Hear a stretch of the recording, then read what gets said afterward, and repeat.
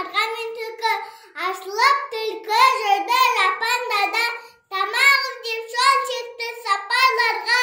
Ешнәрсені көре алмай келе жатса, көзіне алыста жалғыз қарға.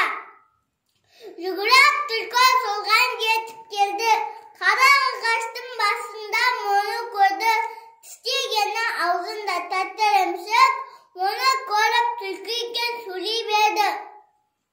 Қарға батар әр сөздің күміс алтын, сырттан қалқан тілейді баша қалқан.